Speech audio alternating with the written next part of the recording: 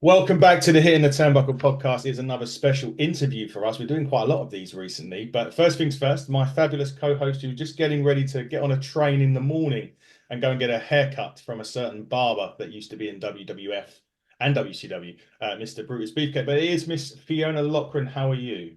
I am marvelous, thank you. How are you? Cold. Okay. I don't know if it's because of the heart failure last year, but I feel the cold more now, or if that's just old age. I don't know. Bit of both. Both. Yeah, probably both. But anyway, more importantly than us, Fee, our guest is coming back from a third time. Now, in football, in soccer terms, that would mean like a hat trick or something like that, which means we'd have to get him a cap. So perhaps I can get him, and he was familiar for wearing caps in WCW sometimes. Maybe I can get him a HTTB cap. But nevertheless, it is the wonderful, the legendary, the man himself, Mr. Eric Bischoff. Welcome back, Eric. Thank you very much. And the third time we also say is a charm. So I'm charmed to be here. we're, de- Indeed. we're definitely charmed to have you back on, Eric. It's been a one. It's been nearly, I think it was nearly a year or so, maybe just under a year now since we last spoke. It was back end of 2023, if memory serves me right. I don't know. I could be wrong. Wow, I don't remember yesterday, so I couldn't begin to tell you when it was. I think it is. But what we're going to do on this one was just going to recap. Now, at time of recording, everybody, this is at sort of mid to end of October. So when it does go out, it may be a bit later.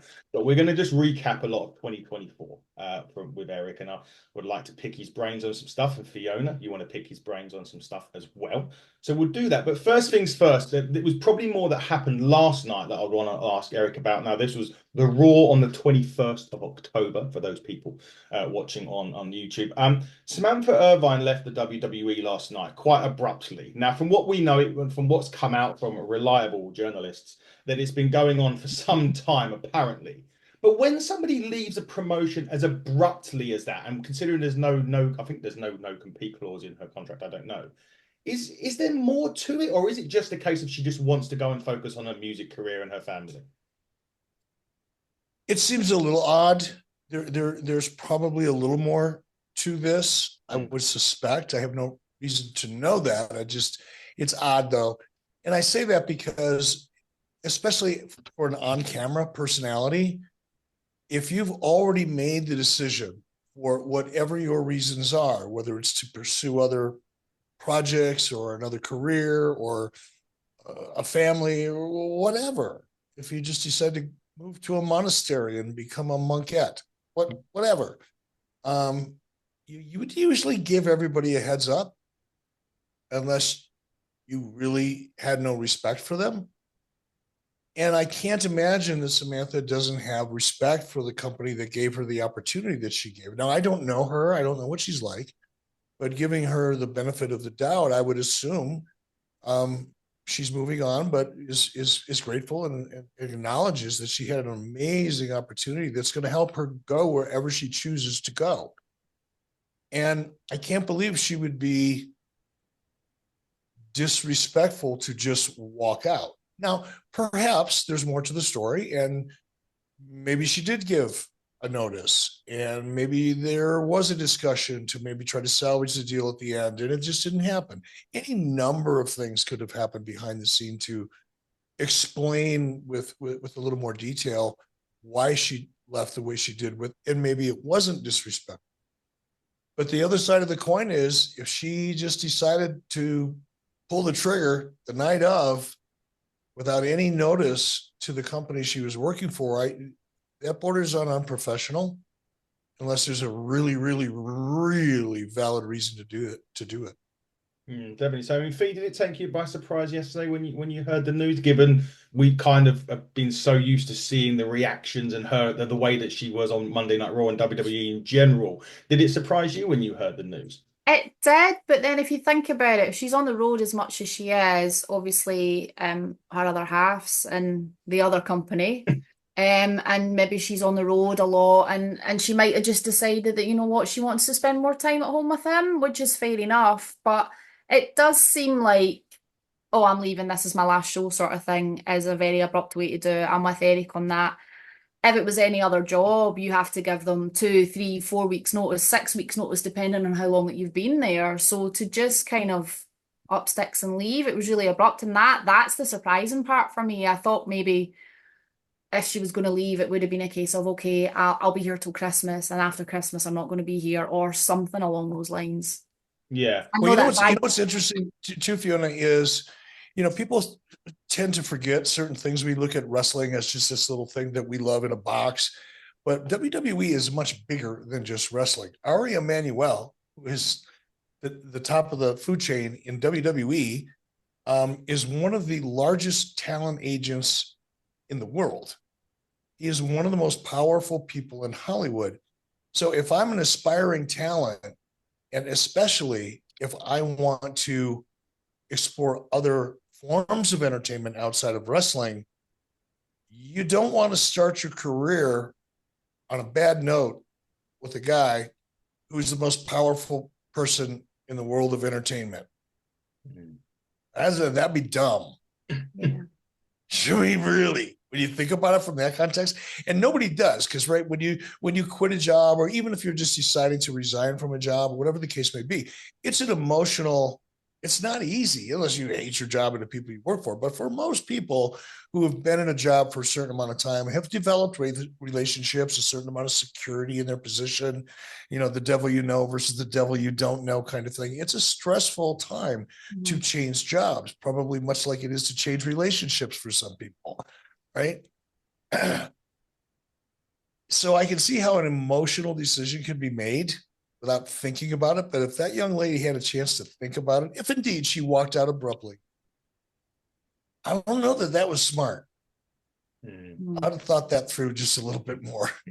There's the initial reaction that you can expect, and there's all the other reactions you never saw coming. Those are the ones that get you.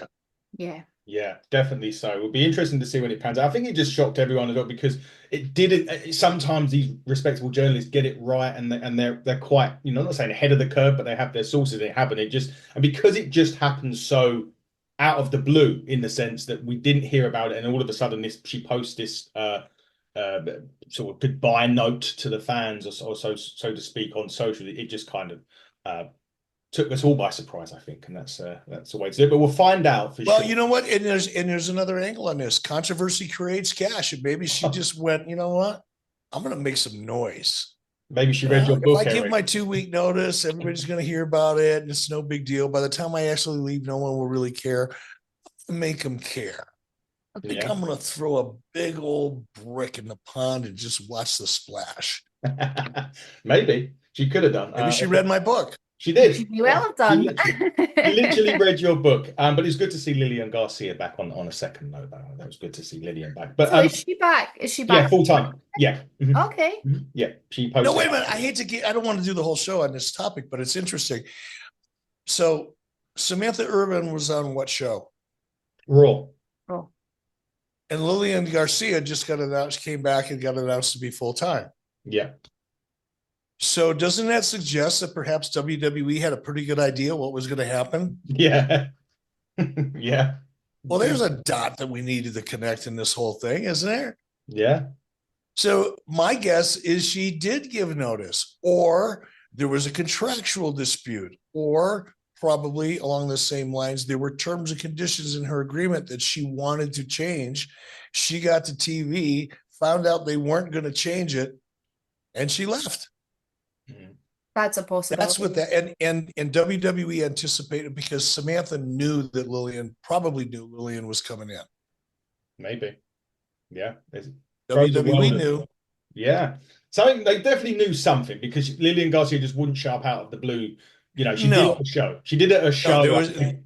Lilian has known for at least 30 days, because that's how long it would take to initiate a phone call, talk about the basics of an agreement, then convert that to a contract, and then have Lilian's attorneys have time to review the contract, countersign, do whatever they're going to do. That's 3 to 4 weeks if everybody's working hard at it. Yeah. It could go as long as 8 to 12. Attorneys are slow. They're notoriously slow because they get paid by the hour. I'd be slow too if I was making Absolutely. $400 an hour. We all would be. We all certainly would be.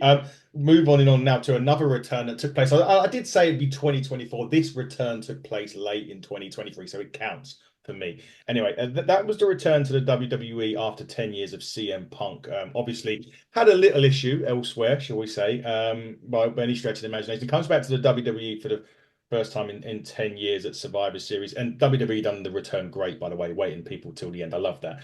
It seems to be that he's enjoying himself despite a few injuries. We've not had any issues. Anyway, we've not heard of any issues backstage. But do you think Punk's, is it a case of Punk's just being a good boy, or is he actually physically enjoying his time, do you think, in WWE now?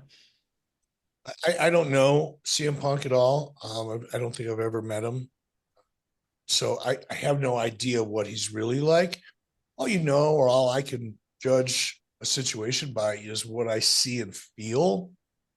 I feel like he's having fun. It's hard to fake fun. Yeah. You can fake a lot of other emotions. And, you know, especially if you're in the wrestling business and you get paid for faking emotions, you know what I mean? So that's not that unusual. But even for some of the best performers, like the very best, they can't fake fun. Mm-hmm. They can fake everything else, but they can't fake fun because people can feel that. They know if you're having a good time. It's just like a vibration that they connect to. And if it's not there, they know that. And you can't fake it.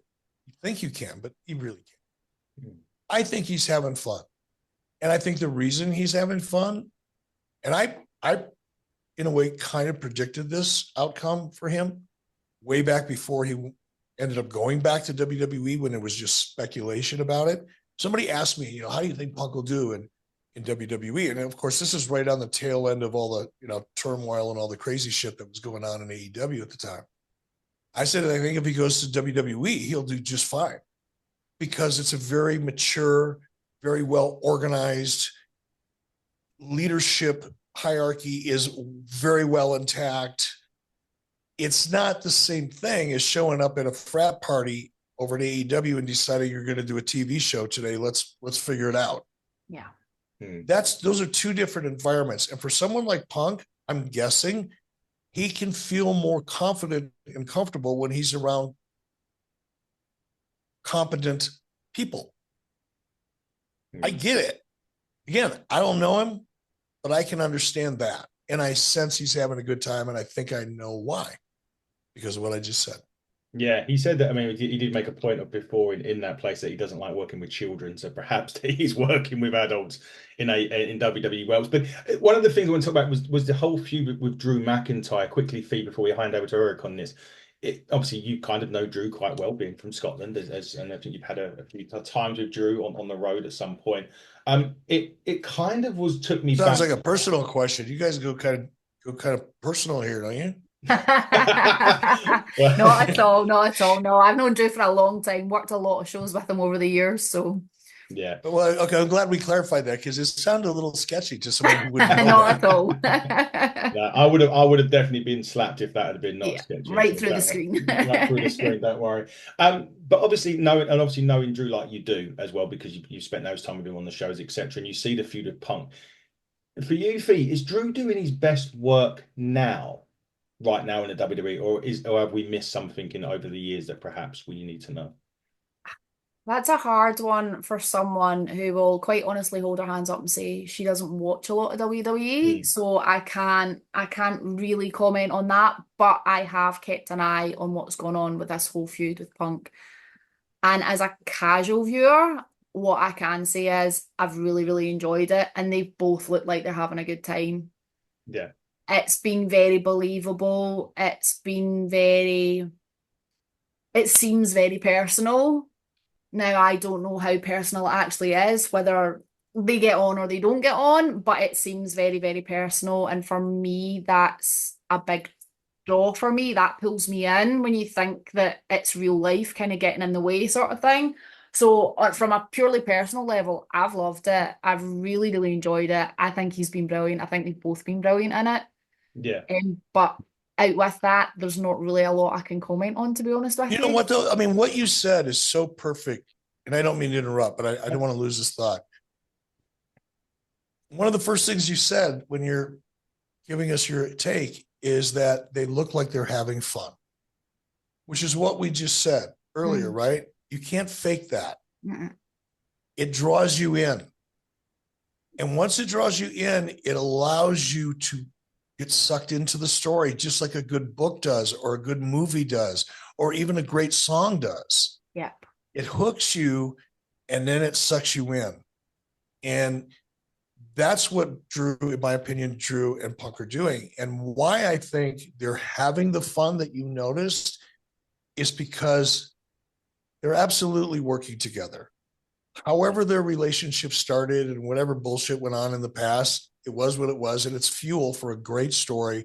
And they're both mature enough and professional enough to draw off of that so that those emotions feel real. Yeah. Over here, right, Fiona? And they're having fun doing it. Yeah. That's the magic. And, you know, people say, oh, so-so has charisma or they have good chemistry. And people don't think about how important that statement is. It's that chemistry, it's that energy, it's them believing their own story well enough because they're having fun doing it that you get to get sucked into it and have fun watching it. Absolutely. That's the art of professional wrestling, in my opinion. Yeah. It is. Without a doubt. I've loved it as well. But Eric, was it also good that what I felt was great was the fact that the feud kind of, well, we say it's ended, and it looks as if that is the case, in Hell in a Cell, in which there was allowed to blade, which apparently now WWE are allowing if it's, you know, if it's got a meaning to it, which is exactly, we don't get Moxley coming out and literally cutting himself on the way to the ring or anything like that. It's done with a meaning, which is great. But also it was great for me to see the Hell in a Cell used in that way, like a feud ender. I've kind of felt over the last decade or so, it's just kind of sometimes been used just for the sake of it being used rather than it's. Oh my gosh. And not to interrupt you, but yes, and 100 times more yes. That's always been my biggest bitch. If you've listened to my podcast, you'll hear me say a million times over the course of 3 months, I hate gimmick matches. Yeah. I hate them. And the reason I hate them is because there's never a reason for them. Yeah. There's never a build up to it. It's never, I'll call it a gimmick match, disrespectfully, intentionally. But gimmick matches, just for the sake of gimmick matches, every time I see one, I become more disgusted with the idea of it. But when you can use a gimmick match as stakes, as the result of a series of things that have happened and led up to that moment that can only be solved in this environment, now it means something. And now I love it. It's just a big version of a foreign object. Now it's, now there's another enemy here, including the guy in the ring with me. That's cool. But just to plop them out there and just have it for the sake of having it so you had something that you could promote is just stupid. And I think the reason you're seeing what you saw in WWE with regard to that is Triple H. Paul Levesque he believes very much in taking whatever formulas from old school wrestling. Some of them still really work as formulas. Yes, you have to adapt them. They have to be adapted to a new world, a new environment, a new product, a new audience. Yes, I know that. But at their core, those principles still fucking work. And I believe Paul believes that. And I only say that because of what I'm seeing and what little I know about Paul personally. But I think you're going to see more of that. Things are just going to start overall making more sense. Yeah, I hope so. It was good to see that, and it was nice that it ended the way that it did in a sense. And then it also kind of started something else with Seth that was building since Punk had come back anyway. So we're moving in that direction eventually, which will be even better when we see that match happen probably down the line, I would have thought now. Just want to switch over to saying that me and Fiona are very, very what we do podcasting about every week, which is the NWA. I don't know how much you know about this, Eric, so I may give you a history lesson that you already know. And if I do, I apologize. I wouldn't worry about that. Don't worry about that. It's going to be one of those, like my podcast co-host, David, when he first asked you a question on the last show, he went about 15 minutes before you got a chance to answer it. I remember that. So I'm going to try and do this in the best way possible. But anyway, the NWA used to stream on YouTube every Tuesday, 6:05 Eastern, 11:05 UK. They then signed a deal with the CW app, which the beauty for that for them was it was a big network for those. The bad news for it, for international, anyone outside America couldn't view it. So they lost, I would imagine they lost quite a bit of viewership because of that. They then done an incident happened literally this time last year at their one of their television tapings where they used gimmicked cocaine on a table. Oh, And I remember that. you remember that? Okay. So for all intents and purposes, that plus the fact that NXT is going on to the CW basically meant that there's no room for the NWA. So for 6 months or so, Fee, we was using a VPN to watch it so we could review it and just so we could get our weekly dose of NWA. Now they're going back to streaming on X. So they're just streaming on X tonight, for argument's sake, as part of their show. Now we get to the question. So apologies for that long-winded bit. The question being, No, I actually found that interesting. So thank you. oh, no problem. The question I was going to answer is when, and this isn't a disrespect to the NWA, but because they're, literally probably 4 or 5 down the pecking order when you count up 3 or 4 other companies, should they still potentially, should they concentrate on maybe utilizing the social media aspect more than get a television deal that could perhaps cut off an immense part of the audience? Or should they potentially look at something like an Apple or an Amazon where they could go actually get a better outreach for their fam and more important that promoters, for argument's sake, over here in the UK would want to book their wrestlers more because they can see them and actually see them week on week and see if they would fit the company more for them to bring in. That was a lot. Yep. I did tell you. So I'll try to break it down. The first part of the question was, should they forego television and focus on social or some kind of easily available platform? Yeah. The answer is 1,000 times yes, because this is going to sound brutal. And I know you guys are fans of NWA and supporters, and I have no personal feelings one way or the other. I've met Billy, went out to lunch with him and his wife. My wife and I did in Chicago a couple of years ago, got along just fine. No personal issues here. But there's no brand there. There's no there. Nobody cares about the NWA legacy other than a very, very, very, very small fraction of a small fraction of a small fraction of the viewing audience. Kind of like Ring of Honor. Mm-hmm. If you happen to be a fan of it, it's the coolest thing in the world, but there's only about 300 of you in the country. It just doesn't mean anything. So for Billy or anybody else to try to score a television deal with a company that is, for all intents and purposes, non-existent outside a small handful of fans, is putting the cart before the horse. What I would do is the same advice I gave Tony Khan when I first heard a rumor about Dynamite going to cable television or TBS, was that if I had the resources, certainly that Tony Khan has, or probably Billy has access to, I would put all of my time building up my own streaming audience. Mm-hmm. And I would put everything I could. I would hire people who were really good at monetizing, maximizing, and optimizing all of the algorithms associated with making sure my content was getting in front of as many people as possible. And I was soliciting engagement along the way, because what that would ultimately give me a year from now, 2 years from now, 3 years from now, for certain, is a story that I could then bring to Amazon, or I could bring to a Netflix, or I could bring to Peacock, or I could bring to anybody. But until they build up enough awareness of that brand and acceptance and engagement with that brand so that it looks like it's something meaningful, potentially meaningful, they're wasting their time and money. It's a hobby. Yeah. I mean, I know obviously you love it, and we've had these conversations before, but in your mind, there was a lot of frustration from you, and rightfully so, that you couldn't watch NWA on a weekly. Totally, and it was all about, oh, we want to grow we want to grow the audience, we want to grow the fan base, but they cut 99% of the fan base off because they put it on an app which you could only view in the USA, you couldn't even view in Canada. Then I had to go and like for months I didn't bother doing anything with it, and then I got really pissed off because I wanted to know what was happening. So I actually went and bought a VPN. So, but then you have to jump through hoops to access it. Yeah, and it's a pain in the ass. And it is, that's it. It doesn't make any sense. It did not make any sense to me whatsoever.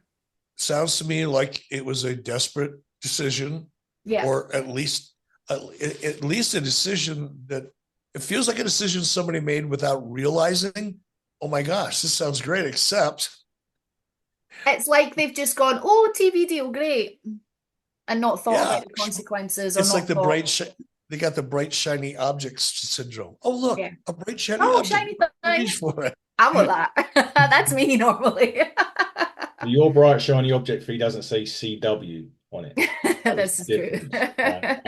And I think the most annoying thing, to add to this quickly before we move on, I think the most annoying thing also about that was they announced that they were bringing. They had a big announcement at their anniversary show, which turned out fee to be the NWA's going nowhere. That was pretty And much. Billy was having his third child.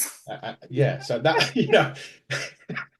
Billy's and wife was pregnant. Yay, that was his big announcement. and the I was dance like, with the blue meanie to Oh, and they God. dragged the blue meanie out as well. So yeah. So And to think that they're chasing a TV deal. yeah, exactly. Like if I'm the head of a studio, I'm going to watch that and go, oh man, I can't wait to put that on my channel. Oh, I'm going to be the talk of the town. maybe for the wrong reasons. So at the moment, they're streaming on X. Yeah. For 5 weeks, they said they would stream on X. This week is week 4, so they have one more week to go, and they have still not announced what is happening after next week. Yeah. You know what? If I was them, I mean, X is not a fully developed platform in terms of being able to really monetize it. It's nowhere near what YouTube is, right? Mhm. But it will be. Yeah. And sometimes it's better to be there first as it's growing than it is to try to jump on board once the train's left the station. I'm thinking about doing some additional content strictly for X for that very reason. Okay. The early adopters are the ones that end up looking like geniuses. Yeah. Yeah. Not that they're that smart, but timing can be everything. I would hope that they look closely at a long-term relationship with X until they figure something else out, because in the meantime, they could be building a lot of audience and building a lot of data. Yeah, just the last quick one on NWA before we move on. They do so this is another thing that gripes you, Fee, and I wanted to get Eric's opinion on it.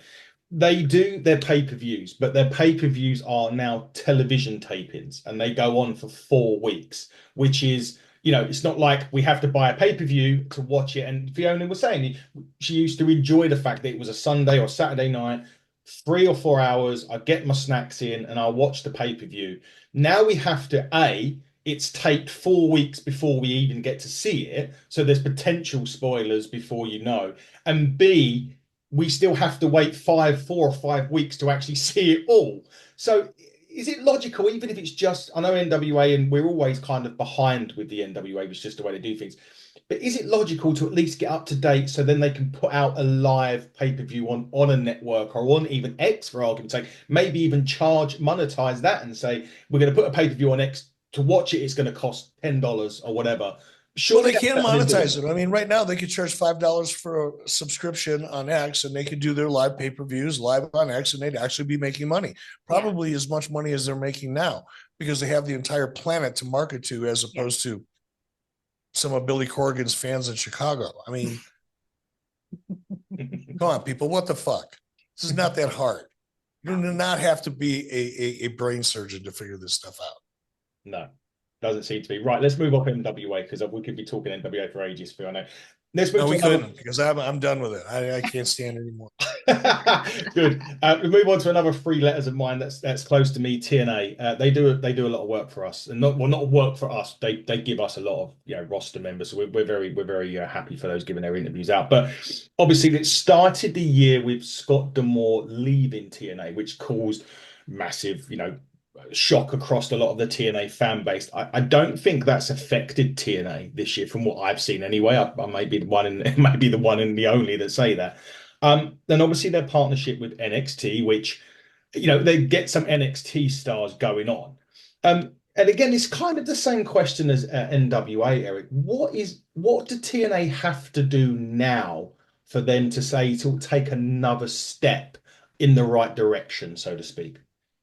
Well, it depends what they consider the right direction to be. You know, they may be very content with exactly what they've got. I don't know what their business model looks like. I know nothing about the business of the TNA business model or structure, for that matter. So, you know, those of us on the outside, we all assume, well, they want to get a major cable play, or they want to be able to tour internationally, or, you know, you want to be some version of WWE, not as big necessarily, but you want to be in that business and making money doing it. If that's their goal and they do want to move on to a bigger network and start actually generating revenue from television licensing, then they're going to have to grow the brand and grow the product. They're doing that. NXT and that association, if nothing else, it's drawing attention from people who otherwise might not pay attention to TNA. And of those people that are now paying attention that might not otherwise pay attention, a certain percentage of them may stick around and become part of your fan base. That's the strategic advantage or tactical advantage, actually, of doing something with NXT. And that's getting them some buzz. It's getting them some chatter. It's getting us some sampling, as we just discussed. Now, the next step will be finding a way to get your television product to that next level that you want to get to. Because right now, the product they put on television would not fare well on a major cable platform. It just would not. Well, what will that take? I don't know anything about their production staff, so I can't compliment them or criticize them. They either have people that are very qualified in place right now, or they may have to add some people who have a different level of experience and success in the production of much bigger events. Either way, you're going to have to build that infrastructure, the production infrastructure. That's going to cost money. You're going to have to figure out where you're going to shoot this, because shooting in a little sound stage where it's cheap won't work. You're going to have to go out and find a venue. 2,500 seats is all you need. It doesn't have to be a big arena. Probably shouldn't initially. And you can find those venues around the country. But then you got to get asses in the seats. Now, that means you got to spend a lot of money marketing, promotion. You've got to find guerrilla teams on the ground because the brand isn't well known enough. You've got to spend a lot of money marketing to get some bodies into that arena so that it looks good on television. All of that takes time, probably a year or more, consistently doing it each and every week, even when you're losing money every time you do it, until you finally build up enough of an audience and people take your brand seriously. Then you'll start growing exponentially, hopefully, running put out good content. Yes.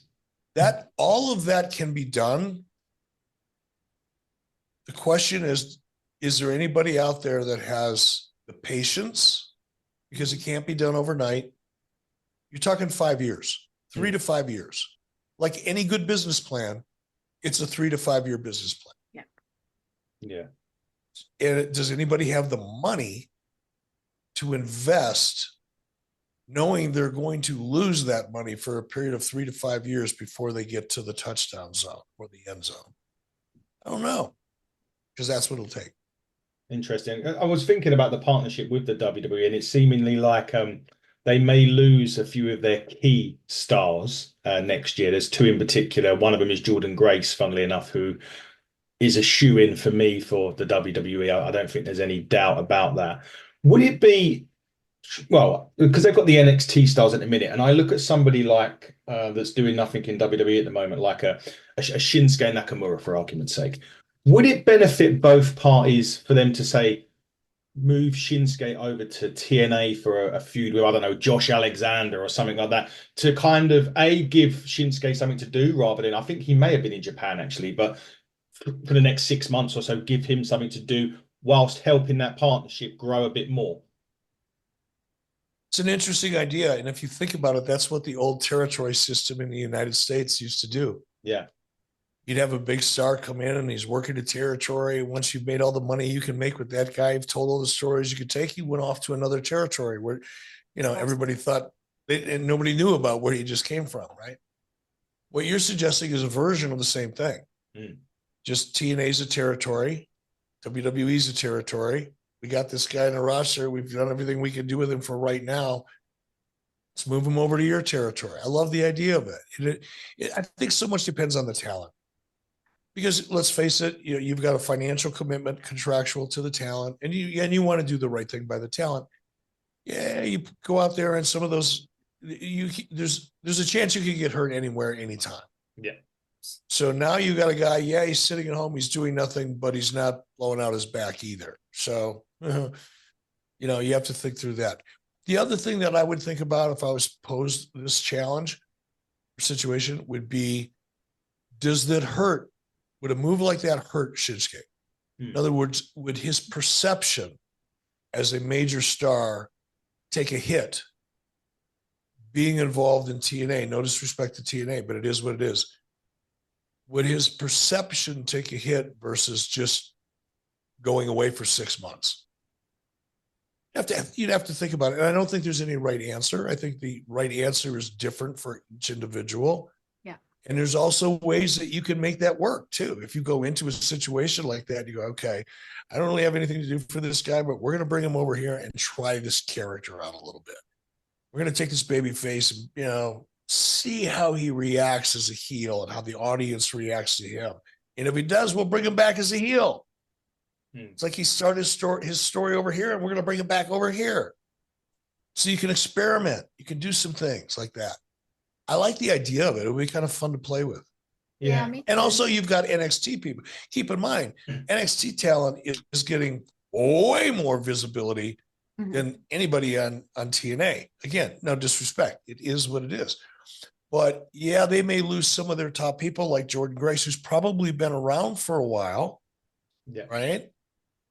Not that the audience is not, they love her, but she's been there for a while. She cycles out. Now you've got some NXT talent that's had a lot more TV time than anybody on your show, and you can make them a big deal within your show. So now you're getting the rub from NXT and WWE. So you're giving up a couple of top talent, but they've been around for a long time anyway.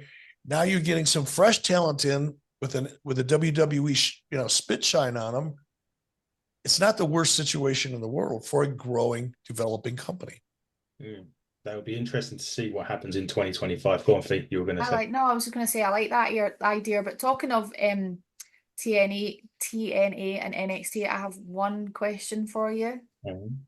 Do you believe in Joe Henry? Oh, do I? Yeah. Yeah. I have to. It's just it's just out there so much. How could you not? Yeah. At first I was going, yes, screw you, Joe Henry. Who are you? But then after a couple of days, I'm going, Joe, kind of feeling you, Joe. Yeah. Now we move to WWE and the year that they've had. They've had an incredible year. Definitely a lot more stuff going on. Netflix deal, Raw moving back to 2 hours at least for a brief period of time, potentially free when it gets back to Netflix. Eric, for WWE, what is it that what else can they possibly do now that they haven't already done? Well, I think one of the things I'd like to do edit here is talk about WWE and some of the big things that have gone on in WWE, because we can't not talk about that. Yes. You got the Netflix deal, you got the move from Fox back over to USA for SmackDown. I mean, there's just a lot of moving. 2024 has been an amazing year for WWE. So many moving pieces in their business and all of them moving in the right direction. It's been an incredible year. Fascinating to watch. I've said this a million times on my podcast, and I don't think people quite really understand what I'm trying to say, at least. Probably my fault. But I'm still a wrestling fan. I'm a huge wrestling fan. I just don't care that much about what happens in the ring. I'm more interested in the business of the wrestling business than I am about the characters and the stories and the action in the ring. Don't get me wrong. I still enjoy it. And from time to time, I still watch it. but it's my secondary interest. My primary interest, also, my passion and part of the way I still make money to this day, is the business of the wrestling business. When you take out all of the amazing things that have happened on television and PLEs and all the different things, forget about all the action in the ring, and you just do kind of a montage of the business deals that have been announced and the progress that has been made in 2024 for WWE, it is nothing short of mind-boggling. It's crazy. It really is.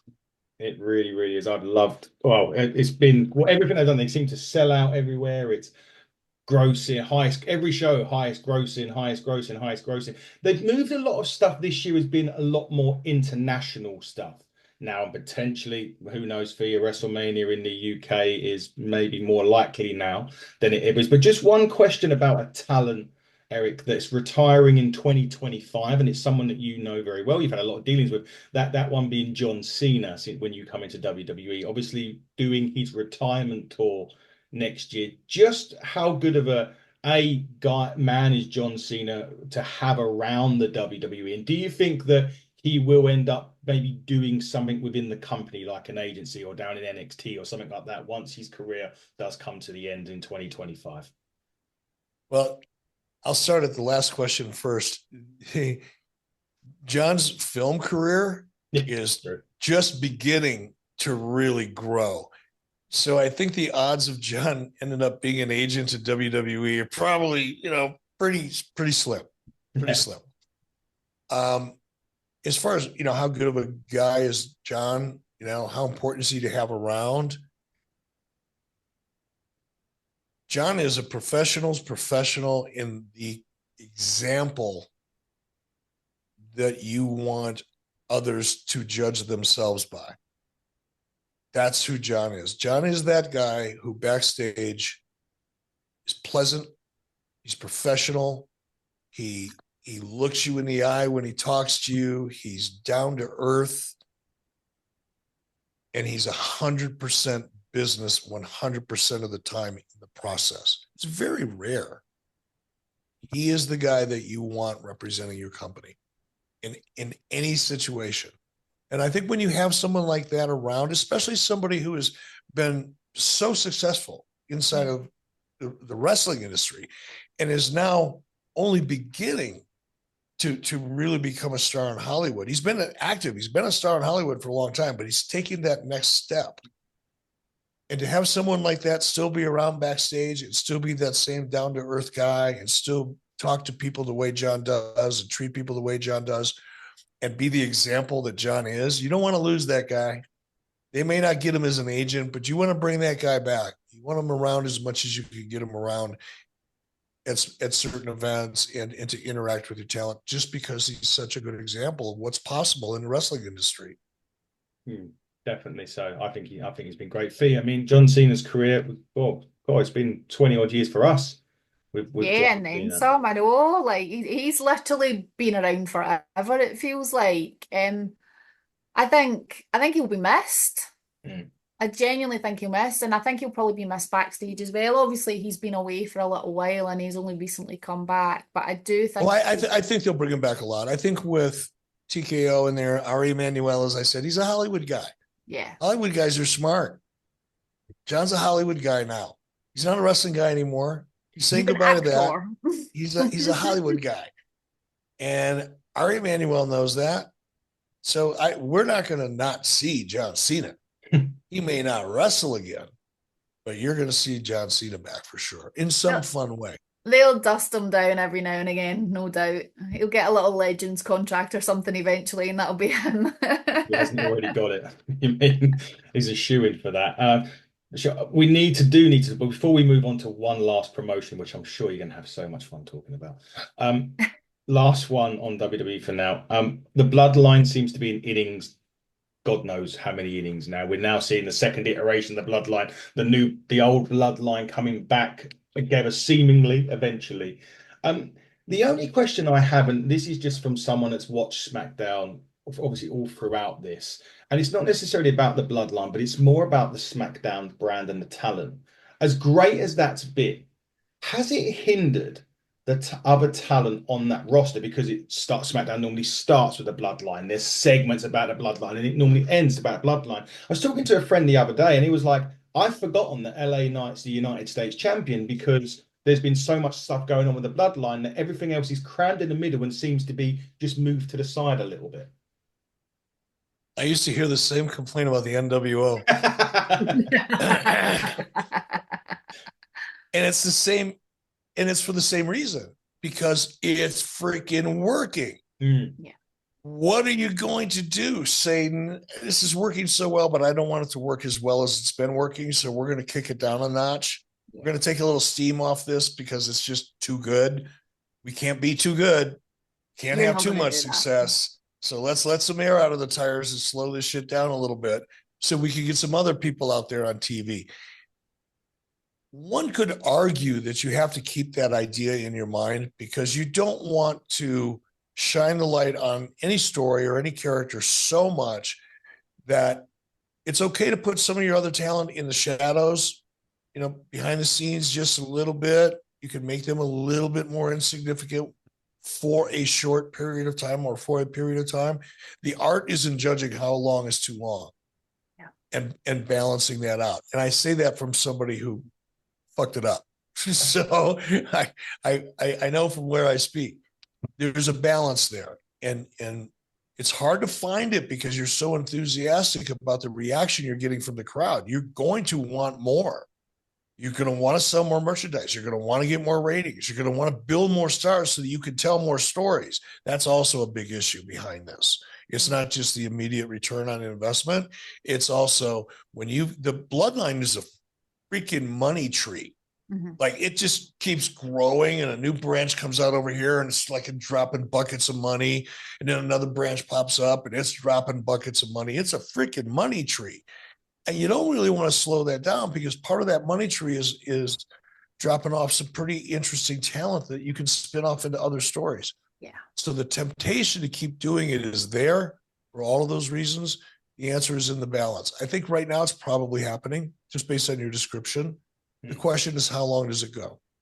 Yeah, that would be interesting. Just on a side note, you mentioned about TNA marketing, and they've just hired Christy Hemme back to do a marketing role at TNA. That was just news that has broken while we've been on the air. So there we go, bit of breaking news on the show.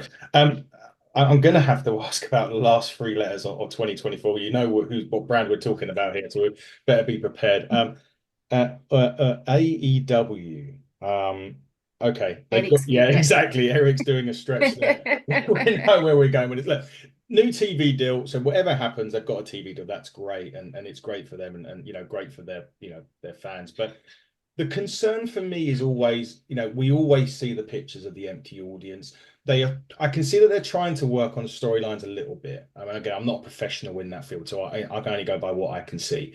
The problem with that I see is the attendances are still going down. The ratings are now dropping below 700,000 a week.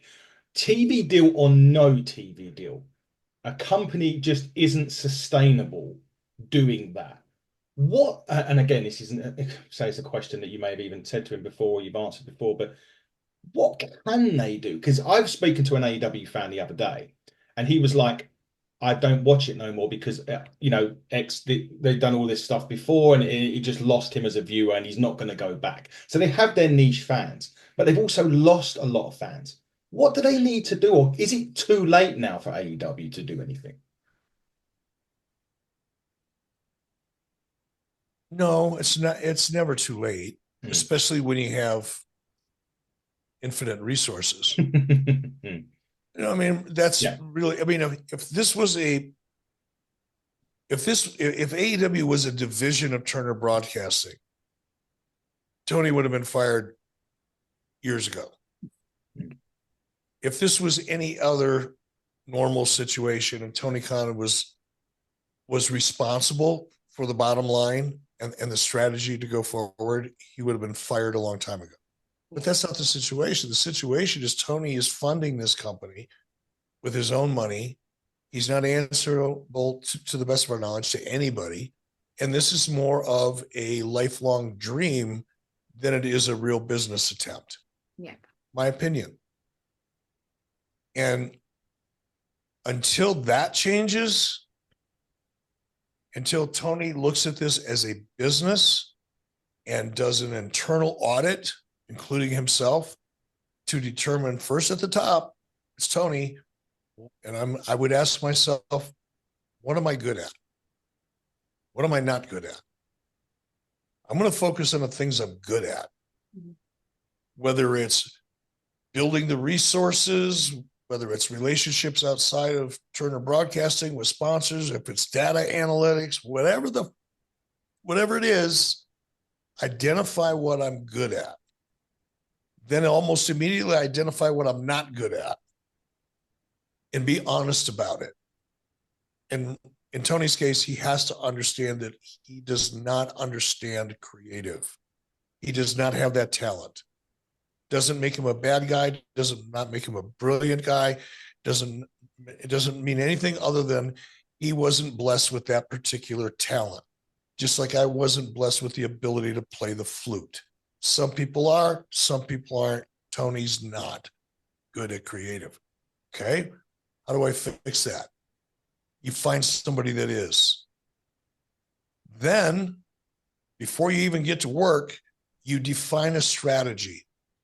How am I going to build this company? What exact steps am I going to take? Definitive steps am I going to take to build this company? Where are my weaknesses? What do I need to fix? And what do I need to do that I'm not currently doing? Part of that is understanding the audience you want. Tony likes his sickos, which, by the way, the number of people that I see responding on social media don't appreciate being referred to as sickos. If there's anything that's going to make someone turn away from your brand, it's making fun of them for watching you. Yeah.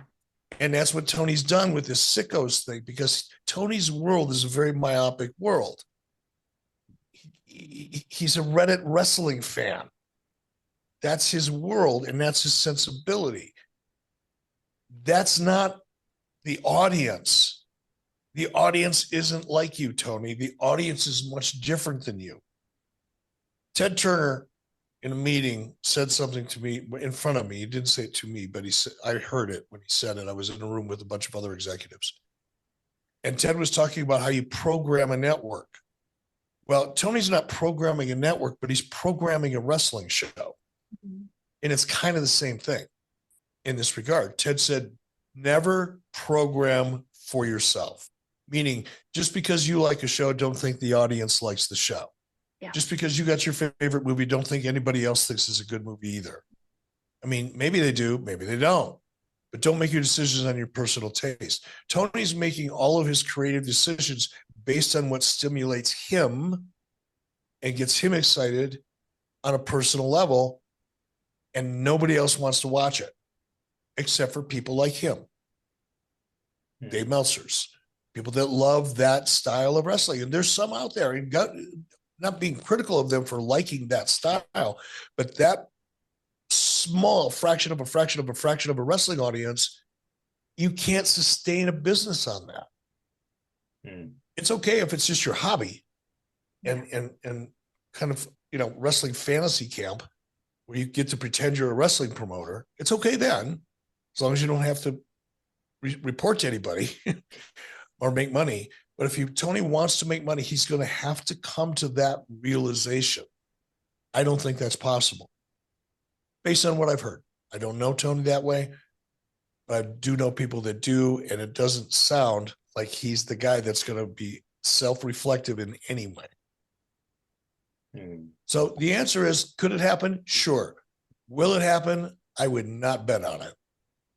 There you go. Don't put your house on AEW anymore at all. And now you start to wrap up, Eric, so I appreciate your time. I just want to get a few little questions about 2024.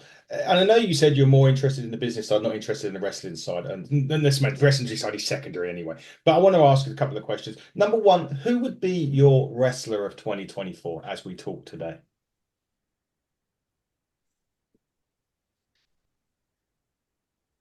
Oh, so many people are going to hate this. LA Knight. Nice. Yeah. LA Knight. I'm okay with that. I so admire him. I've never met him that I know of. I'm really bad with names and faces, so it could have been, passing each other in a locker room or something. But older dude, been in the business forever, stuck it out, probably had so much self-doubt along the way, questioned himself, probably people around him, maybe people that loved him, close enough to him, to say, hey, bro, time's kind of moving on here. You've been at this for 15 years and hasn't worked out so good. Time to move on while you still can, maybe. I've had that conversation with myself, actually, and others. And then he believed in himself. He stuck with it. He got a break, created a break based on the stories that I've heard. He created a break. And in the last PLE I watched, WWE, I look and there he is doing a Slim Jim commercial with Randy Savage. It literally brought tears to my eyes. Yeah. It still does if I think about it too much. That is such a cool story for anybody. Like, I'd like to be able to write that movie. His journey is so inspirational to me, at least, that I can't help but he be my guy just because of who he is and what he's accomplished. Definitely. So last question for me before I let Fee ask the final question of the evening. One to watch in 2025. Who would it be? Braun Breaker. Yeah. He's simmering right now. They got the heat turned up. They've been turning the heat up real slow, like super slow. It's like there's a frog in the pot. They don't want the frog to jump out, so they're just turning that heat up really slow. You know, if you put a frog in a pot and turn the heat up real slow, it'll just sit there and boil. It won't jump out. Yeah. But if you put them in hot water, they'll fly out. Yeah. So I just want to make sure that was like a UK thing too. You know, No, we got it. People are listening and going, "What the fuck is he talking about?" But they're turning the heat up on him real slow, even as recently as Monday night. Oh, they're getting a little more time, getting a little more mentions. I think 2025 that's his year. He breaks out. 2025 breaks out big. Literally, Braun Breaker breaks out 2025. Fee, I always give you, when you're on these interviews with us, I always give you the last question. So please go right ahead. You'd think I'd have learned by now, wouldn't you? Anyway, no, I'm going to take you back. Now, apologies if you've been asked this before. Take you back to NWO, right? Is there anyone that was never a member of NWO that you wish you could have got involved? Ooh. No, I can't think of anybody. I mean, when it got hot, it was people coming to me. I wasn't going to anybody. So I never felt a need to find a missing piece because I actually had too many pieces. It was hard managing the pieces I had. And I knew that even right in the very beginning. It's like, oh, God, this is going to be a hell of a balancing act. Even when there was just the three of them, Scott Hall, Kevin, and Hulk, even just those three. Managing those three personalities. They're big personalities. Yeah, they were. That was like 2 full-time jobs. Almost 3. It's like a full-time job for each one of them. Fucking crazy. 24 hours a day. I'm even when I'm sleeping, I'm thinking about dealing with these 3 guys. So then when it came time to add, now I got another. Oh, let's bring Randy Savage in. Oh, great. Another intense personality. So as it grew, it got to be more difficult for me, which is why I never went, it's got to be one more guy I can bring in. What, but just, I'm sorry to steal your last question. What about now? Who would you bring in now and take back to the NWA from this year era, say? Oh, I can't answer that sitting here today. I'd have to really think about that. We could think about it. Maybe Braun Breaker. We'll leave it at that. No, he's not. No, he's not the right character. No, he's not the right character. I mean, Punk would be, but he's such a strong character on his own. That would be tough to make that make sense. You know what I mean? Yeah, indeed. I mean, as an individual, but he's got that. He's got the edge. You know, he's got. I can't compare him to Scott Hall because Scott had a different kind of an edge. He had that cool, laid back, like he's going to talk to you real slow while he's kicking your ass, right, bro? Punk is more intense than that, but they have the same kind of vibe to them. Okay, so CM Punk would be the one. We'll leave it Punk. We'll choose Punk and leave it at that. Fee, it's been great. It's been great. Have fun with Brutus Beefcake. I'm sure you will. I'm sure I will. That'll be an entertaining 24 hours, no doubt. Hey, just don't offer to take him out to dinner because you'll go broke. There you go. So Okay, Kenny, noted. you heard Thanks it. for that. Eric, it has been to have you on once was a dream. To manage to do it 3 times, and I always have to thank Fee for this, but I always will be forever grateful. But to have you on once was amazing. To have you on 3 times is absolutely incredible. Thank you so much for taking your time to come and talk to us again, one more time at least on the Hitting the Turnbuckle. It means the world to us. Thank you so much. Thank you, and thank you very much, guys. I got to jump on another one of these. Have fun. Let's do 4 down the road. Okay, Alrighty, we'll sounds keep you on that. good. Take care, Eric. All right. Take care, Eric. Bye-bye. Thank you. Bye. Well, that was good, Fee. That always a lot was of fun. good. That was a Apart from the fun little bit. technical glitch we had, but Yeah, so for okay. those viewers at home, you will not see that due to my world-class editing skills. We did have a bit of an issue with my internet sodding thing. I'll be demanding a refund But all good. from When cable. you watch it back, you'll just see me and Eric going, he's No, you frozen won't even in see VR. that. I will cut it off at a point. You won't even see that. Trust me. But Fee, look, as well, you know, by the time this goes out, we probably would have done this anyway. But shall we come back Thursday and do some NWA? I think we should. I I think will we be should. watching this evening before I go to my bed and get my train in the morning. So if we can squeeze it in tomorrow, we'll squeeze it in tomorrow. But I think it might be a busy day. It may well be Thursday. So for guys, just for you at home, like I mentioned at the start of the show, this is being recorded on the 22nd of October. So when it hits the internet, it may be a bit late. So just so you guys are aware. Yeah, we've got a few other ones to slot in before this one. Oh, for example, Masha Slamovich has not long dropped. It's gone crazy. I've got 4,000 views on that already. It's only dropped. Nice. Crazy. Anyway, but big thanks to everyone and big thanks to TNA for obviously, as you do, providing us with some great roster members. Thanks to Simon and everyone involved in TNA. You're right, though. We do have fodder dropping tomorrow. So the 23rd for everybody. You know you would have already seen it. So it's fodder's there. Joe Kazana is going to be dropping as well. Another slight editing thing I'm still trying to sort out. Yeah, we need to reschedule Joe as well, actually. We do need to reschedule Joe. I may just have to put Joe's one out with the cut-off bit on there because I just cannot get it edited right. That one may have to go out, but this one will not be having any editing issues on it. We'll see if to see that.